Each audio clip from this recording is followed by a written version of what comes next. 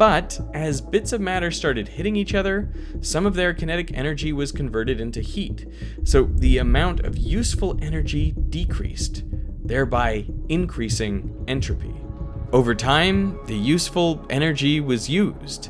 In doing so, stars, planets, galaxies, and life were formed, increasing entropy all along. The universe started with around 10 to the 88 Boltzmann constants worth of entropy. Nowadays, all the stars in the observable universe have about 9.5 times 10 to the 80.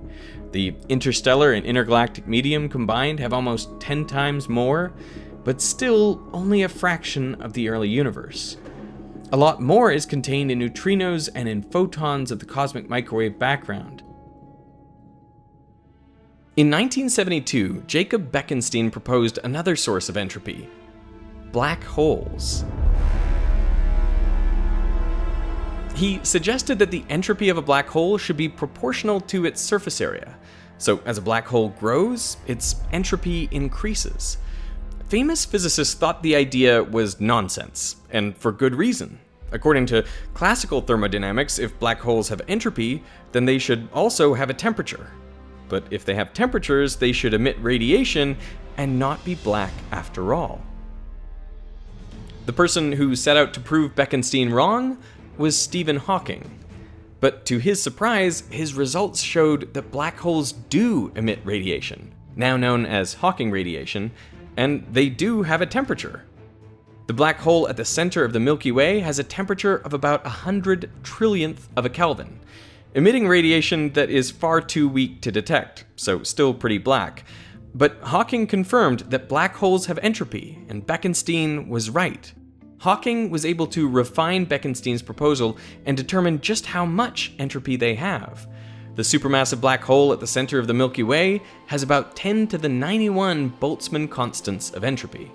That is 1,000 times as much as the early observable universe, and 10 times more than all the other particles combined. And that is just one black hole. All black holes together account for 3 times 10 to the 104 Boltzmann constants worth of entropy. So almost all the entropy of the universe is tied up in black holes.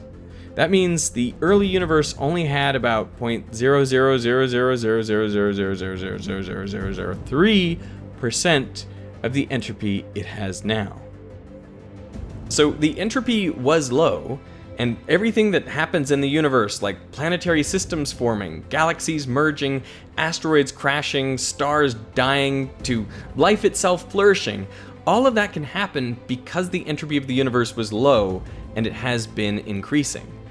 And it all happens only in one direction. We never see an asteroid uncrash or a planetary system unmix into the cloud of dust and gas that made it up. There is a clear difference between going to the past and the future, and that difference comes from entropy. The fact that we are going from unlikely to more likely states is why there is an arrow of time. This is expected to continue until, eventually, the energy gets spread out so completely that nothing interesting will ever happen again. This is the heat death of the universe.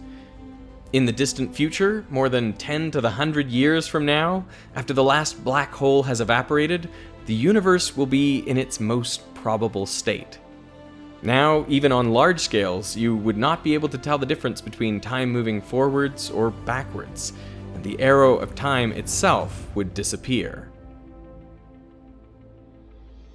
So it sounds like entropy is this awful thing that leads us inevitably towards the dullest outcome imaginable. But just because maximum entropy has low complexity does not mean that low entropy has maximum complexity. It's actually more like this tea and milk. I mean, holding it like this is not very interesting.